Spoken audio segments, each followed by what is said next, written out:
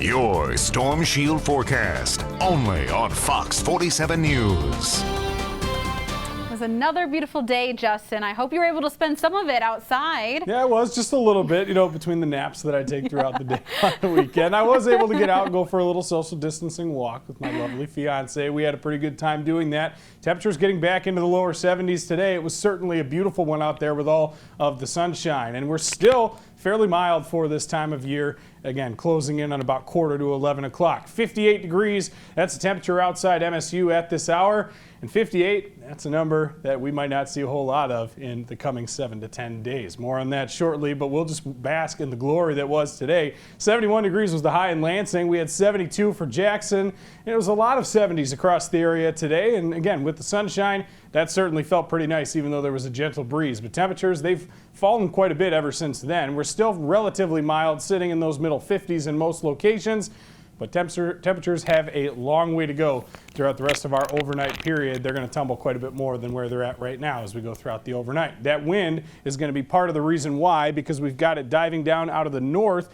In Alma, Ionia, and Owasso, it's already started to take on that direction. Most other folks, it's still out of the west, but it'll shift to be out of the north, bringing in some of that cooler air throughout the overnight. The other reason that we're going to cool down even more is because we've got clear skies. Satellite and radar shows that very nicely right here as the clouds this evening faded off and away. So you got those clear skies, you couple it with the north winds, and that'll allow our temperatures to take a tumble. We back out and we see that really there's nothing preventing that from being the case either. On the other side of Lake Michigan, lots of clear skies. For northern Michigan, lots of clear skies. Really only the rain is well south of any of us, down through the Ohio River Valley tonight, continuing through the West Virginia region now. So as we go into motion in the future track here, you see the clear skies evident throughout the rest of the overnight period until we get towards the early morning hours.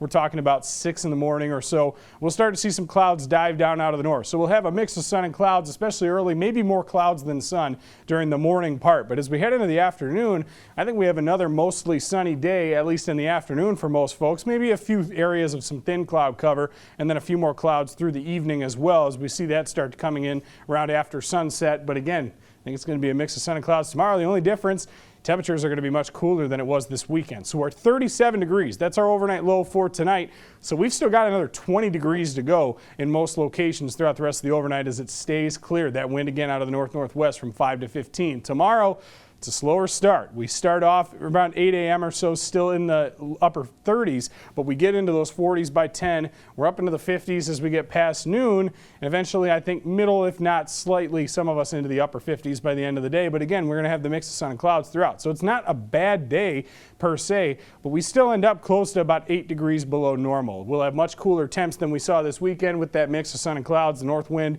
contributing to the cooler air moving into the region, but that's not where we end. In fact, tomorrow is going to be one of the warmest days out of the next 7 to 10. The long-range outlook, unfortunately, heading into mid-May, has us in this bullseye. This purple one here showing much below average temperatures coming into the area, and we see that evident in the 7-day forecast. We've got a little chance for rain late Tuesday into Wednesday.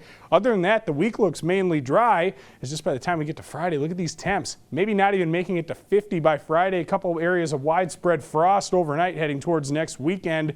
Lows in the upper 20s, Nicole, and we've got highs only around 50 degrees. We're going to run 15 to 20 degrees below normal by next weekend. Hope you were able to enjoy some of the warmth this weekend. Michigan, what are you doing to us? No, thank you.